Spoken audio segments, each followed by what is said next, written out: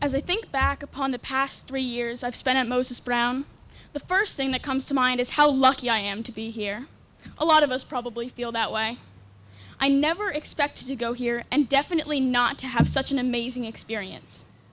When I was changing schools in 6th grade, no one ever said to me, "You'll love Moses Brown." In fact, I was so sure that Moses Brown was not the school for me that as I came to the open house, I can vividly remember thinking, wow, this is a waste of time. I'm never going here. What's special about Moses Brown can't be easily communicated, and maybe that's why I never thought I wanted to come here.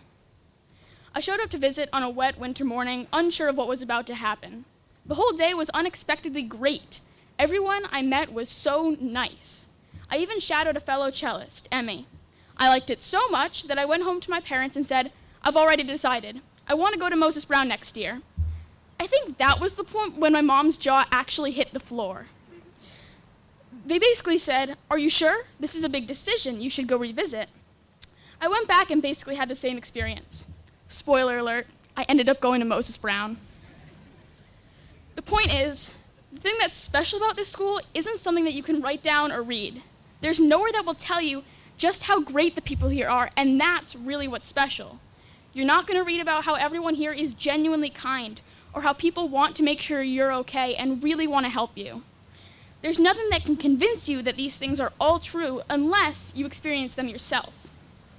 This class, full of amazing and inspiring people, has had an unbelievable number of incredible experiences. The middle school GSA, a newly formed student-led group, was able to raise around $300 for Youth Pride through a bake sale.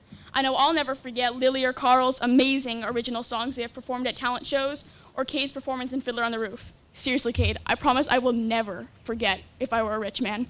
You're welcome. One of the coolest experiences for me was writing an essay as a class assignment that ended up going on Rhode Island Public Radio. That's pretty wild. By the way, I wasn't the only one this year.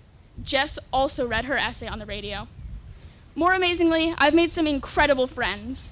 My friends and classmates are some of the most kind, hardworking, accepting, and helpful people I have ever had the honor of knowing. For example, if one were to hypothetically fall up the stairs in Ross House while carrying a box full of breakfast pastries, someone would probably help them, if that situation were to ever happen, of course. In all seriousness, there are so many examples of times when people have been genuinely, truly kind to me. In November, I broke my wrist quite badly in an incredibly foolish way. After my friends stopped laughing at me, they helped in countless ways. There were numerous times when a classmate carried my books to class for me, helped me get lunch, held the door for me, or changed seats so I could rest my arm on the lefty desks. Dozens of times, my friend Jillian allowed me to use her study guides for math, which she spends hours making and doesn't actually need.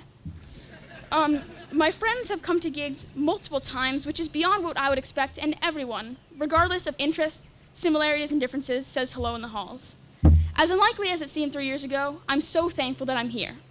To my teachers, classmates, and friends, thank you so much for making this decision so rewarding. You are the people who made me choose this school in the first place, and I'm so grateful for that.